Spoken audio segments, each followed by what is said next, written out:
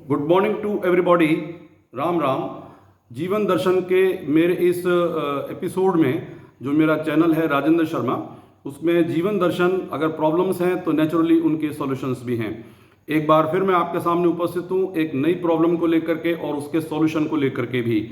देखिए, जो एजुकेशन है, एजुकेशन से बड़ा किसी भी फैमिली के लिए कोई इन्वेस्टमेंट नहीं है। और ये वो ऐसा इन्वेस्टमेंट है जिस इन्वेस्टमेंट को करने के बाद में व्यक्ति को कभी निराश नहीं होना पड़ता। बच्चों की एजुकेशन के लिए कोई भी इन्वेस्टमेंट, किसी भी तरह का इन्वेस्टमेंट, चाहे पैसे का इन्वेस्टमेंट हो, चाहे अपनी सुख सुविधाओं का इन्वेस्टमेंट हो, चाहे अपनी जिम्मेदारियों का हो, उससे बढ़कर के कुछ नहीं है। अगर आपके बच्चे लायक नहीं हैं, एजुकेटेड नहीं हैं, या किसी तरह के एटिकेट्स नहीं हैं, या उनमें मॉरल वैल्यूज़ नहीं हैं, तो नेचुरली फिर ज़िंदगी का कोई मतलब नहीं रह जाता है।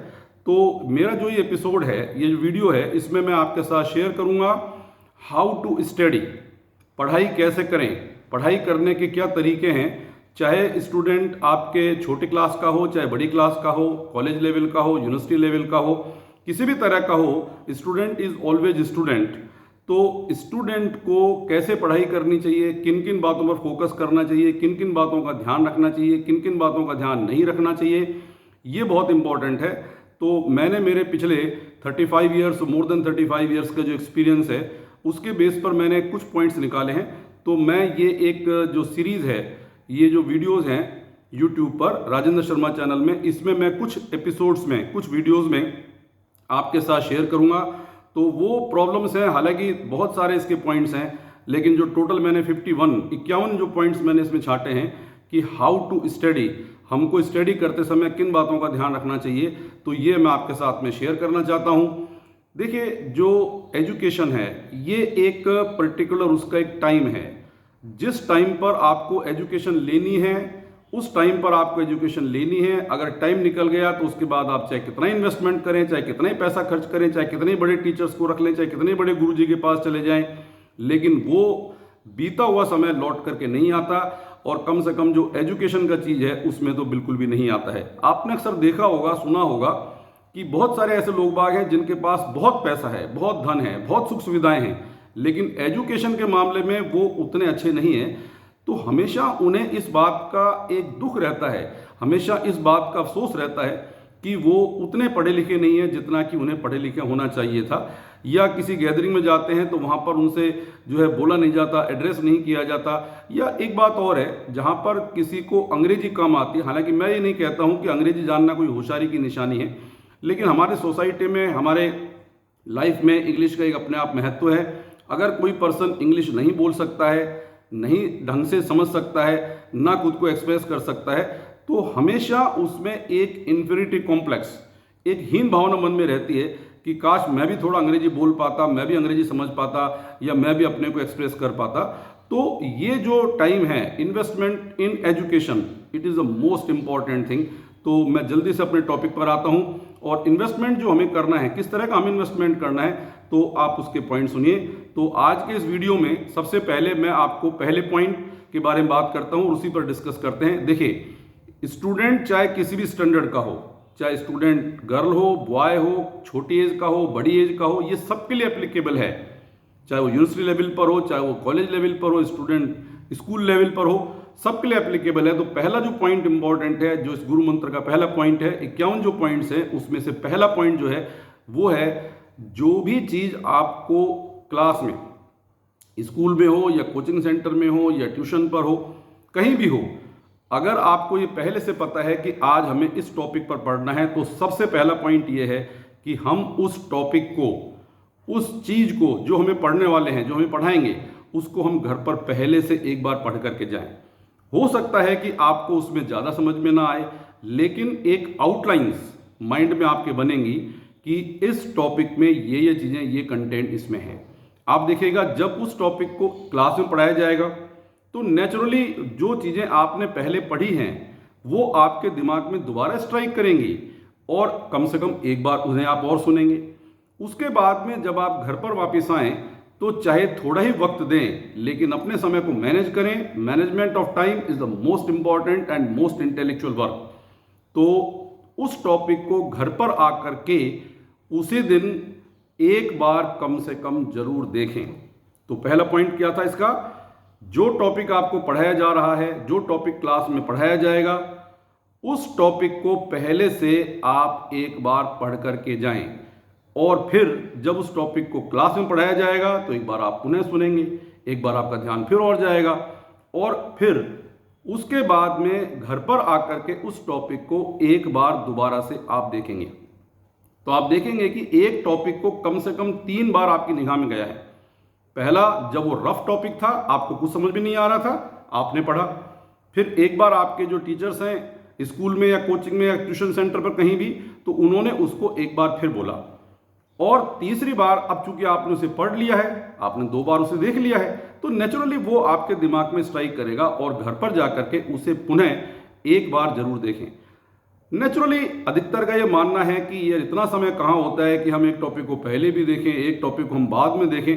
तो मैनेजमेंट ऑफ टाइम तो आपको करना ही पड़ेगा, क्योंकि किसी भी व्यक्ति को पूरे दिन में 24 आवर से ज़्यादा तो किसी को मिलते नहीं है। तो management of time is very important thing. आप अपना समय को मैनेज करिए, जहाँ पर समय वेस्ट जा रहा है उस समय को वहाँ से निकालिए। जो चीज़ें कम प्रोडक्टिव हैं, जो आपके एम की तरफ, लक्ष्य की तरफ आपको नहीं ले जाती हैं, वो चीज़ें सब आपके लिए अनप्रोडक्टिव चीज़ें हैं। चाहे वो 1 सेकंड का टाइम वेस्ट हो, चाहे वो 10 सेकंड का टाइम वेस्ट हो, चाहे वो 1 मिनट का टाइम वेस्ट हो। तो जो टाइम वेस्ट है उसको आप रोकिए। देखिए, एक बर्तन है, एक कंटेनर है, एक बकेट है, उसमें आपने काफ़ी पानी डाला, लेकिन कहीं पर उस बकेट में सुराख है, कहीं पर छोटा सा छेद है, तो नेचुरली पानी जो है डिप कर करके वहाँ से निकलता रहेगा। आप पानी डालेंगे लेकिन वो पानी निकलता रहेगा। ऐसे ही आपका समय भी धीरे धीरे रेत की माफिक आपके हाथ से निकलता रहता है। तो प्लीज़ उस टाइम को रोकना सीखिए, उस टाइम को मैनेज करना सीखिए। दूसरा पॉइंट आपके पास आता है स्टूडेंट से related, that is the time table. Time table is very important thing. देखिए, टाइम टेबल आपको बनाना है, अपने साधन जो आपके पास है, आपके पास जो टाइम अवेलेबल है, उस टाइम को देख करके आपको अपना टाइम टेबल बनाना है। टाइम टेबल में आप उन सब चीज़ों को ध्यान रखेंगे कि किस सब्जेक्ट को कब पढ़ना है, किस सब्जेक्ट को कैसे पढ़ना है, किस सब्जेक्ट को कितना टाइम देना है। It is your own management. उसके बाद में अपने टाइम के हिसाब से देखिए, टाइम टेबल बनाते समय स्टूडेंट्स क्या करते हैं कि बिल्कुल उन्हें उस समय कोई फ्री टाइम की जरूरत नहीं, बस एकदम से लगातार टाइम कंटिन्यू बनाएंगे, ऐसा जो कि प्रैक्टिकल एप्लीकेबल नहीं है। लेकिन वो टाइम को ऐसे बनाते हैं कि काश मैं तो अभी 17-18 घंटे पढ़ाई कर लूँगा, सुबह 5 बजे से 7 बजे तक, 7 बजे से 10 बजे तक, 10 बजे से 12 बजे तक, उसके बाद 15 मिनट का रेस्ट, उसके बाद में फिर 2 घंटे, फिर आधा घंटे का रेस्ट और फिर 4 घंटे। इस तरह से पूरे दिन में उन्होंने टाइम टेबल बना लिया आपके 12-13 घंटे का। लेकिन उन्हें पता है कि वो टाइम टेबल उनके लिए एप्लीकेबल नहीं है, वो टाइम टेबल उनको सूट नहीं करेगा। और फिर उसके बाद में जब पहले दिन वो बैठे तो वो टाइम टेबल नेचुरली फुलफिल नहीं होने वाला था, क्योंकि जितना टाइम आपने उसमें दिया था उतना टाइम आपके पास अवेलेबल नहीं है। टाइम टेबल बनाना और उसको अप्लाई करना, ये दोनों ही बातें अलग अलग हैं। तो अपने टाइम टेबल को बहुत ही तरीके से, बहुत ही सुव्यवस्थित तरीके से आप बनाइए जो आप कर सकें।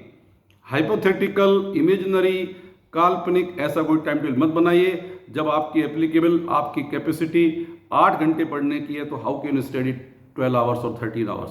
तो अपने टाइम टेबल को आप खुद मैनेज करें, कितना टाइम टेबल बनाना है, कैसे बनाना है, किस सब्जेक्ट को कब देना है, और आपका जो टाइम है आपके पास अवेलेबल है, आपके पास कब टाइम रहता है, सुबह रहता है, शाम रहता है, स्कूल के बाद रहता है, स्कूल के पहले रहता है, रात को कितना बजे रहता है। उन सब बातों को ध्यान में रख करके आप एक टाइम टेबल बनाइए, और जब आप उस टाइम टेबल को बनाएं तो फिर उसको फॉलो करें। अगर आप टाइम टेबल बनाएं, उसके बाद अगले दिन वो एप्लीकेबल नहीं हो, उसको फाड़ करके फेंक दें, उसके बाद कहने एक और टाइम टेबल बनाते हैं, फिर उसके बाद उसे फॉलो नहीं करते हैं, फिर एक नया टाइम टेबल बनाते हैं। इस तरह से आपकी आधी जिंदगी तो टाइम टेबल बनाने में और उसको फाड़ करके फेंकने में चली जाएगी। इसलिए एक बार आप टाइम टेबल बनाइए, स्ट्रिक्ट तरह से बनाइए, और फिर उस टाइम टेबल को फॉलो करिए। बिना फॉलो के कोई टाइम टेबल आपके एप्लीकेबल नहीं हो सकता। इसके बाद में तीसरा पॉइंट, ध्यान से सुनिए। जो भी कोई टॉपिक आपको क्लास में समझाया जा रहा है, जो भी कोई टॉपिक आपको घर पे आप पढ़ रहे हैं, कोई भी टॉपिक आप ट्यूशन क्लास में पढ़ रहे हैं, तो पूरे ध्यान से, पूरे कॉन्सेंट्रेट होकर के उस टाइम टेबल वाली चीज़ को जो आपने फॉलो करनी है उसके अकॉर्डिंग स्कूल में, घर पर, कहीं भी जो भी चीज़ पढ़ें बहुत ध्यान से पढ़ें, बहुत ही कॉन्सेंट्रेट होकर के पढ़ें। अगर आप कॉन्सेंट्रेट होकर के नहीं पढ़ेंगे तो नेचुरली वो आपके लिए एप्लीकेबल नहीं है। जब आप फिजिकली क्लास में प्रेजेंट हैं, आपका ध्यान कहीं और है, लेकिन आपका जो मन है वो उस जगह नहीं है क्लास में, मन कहीं और बाहर घूम रहा है आपका, तो नेचुरली आप फिजिकली प्रेजेंट हैं लेकिन मेंटली एब्सेंट हैं, तो आप फिजिकली और मेंटली दोनों प्रेजेंट रहिए, ध्यान से सुनिए, कॉन्सेंट्रेट होकर सुनिए। अगर आप कॉन्सेंट्रेट होकर सुनेंगे तो नेचुरली वो चीज़ें आपको समझ में भी आएंगी और वो चीज़ें आप जो है अच्छे तरह से एक्सप्लेन भी कर सकेंगे। तो ये तीसरा पॉइंट था, कॉन्सेंट्रेशन इज वेरी इंपॉर्टेंट। एक छोटी सी घटना मैं आपको रेफर करता हूँ। एक बार विवेकानंद जी जो थे अपने साथियों के साथ में कहीं से गुजर रहे थे और वहाँ पर कुछ बच्चे थे जो अंडे के छिलके थे वो एक तालाब में पड़े हुए थे और उनको पेबल से यानी कि पत्थरों से मार करके निशाना बना रहे थे। तो विवेकानंद जी ने उनको बहुत ध्यान से देखा और स्वामी विवेकानंद से उनसे पूछा कि अरे क्या मैं भी इनको हिट कर सकता हूँ? तो उन बच्चों ने कहा अरे स्वामी जी आपके बस की नहीं है, आप कहाँ हिट करेंगे, आपने कभी हिट नहीं किया। उन्होंने कहा नहीं मैं ट्राई करता हूँ।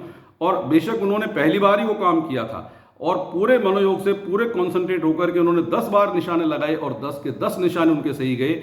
उसको देख करके सारे बच्चे आश्चर्यचकित हुए, उनके संगे साथी आश्चर्यचकित हुए, सबको लगा ये कैसे संभव है, इन्होंने तो पहली बार ये किया है। लेकिन उन्होंने कहा कि जो काम को करो पूरे मनोयोग से, पूरे कॉन्सेंट्रेट होकर के उस काम को करिए। उन्होंने पूरे कॉन्सेंट्रेट होकर के उस काम को किया और 10 के 10 उन्होंने टारगेट जो थे वो हिट किए। तो जो भी आप क्लास में सुने, जो भी आप पढ़ें, ध्यान से कॉन्सेंट्रेट होकर के पूरे मन लगा करके पूरे अपने ध्यान को वहाँ जहाँ पर होना चाहिए। तो ये जो 3 बातें थी वो मैंने आपको बताई हैं।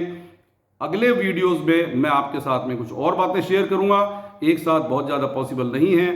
तो अगले वीडियोस को आप देखिए जिसमें मैं हाउ टू स्टडी का पार्ट 2 आपके सामने लेकर के आऊँगा। और चैनल को अगर सब्सक्राइब नहीं किया है तो प्लीज़ सब्सक्राइब करें, शेयर करें और कमेंट्स करें। तब तक के लिए धन्यवाद, थैंक यू, जय हिंद।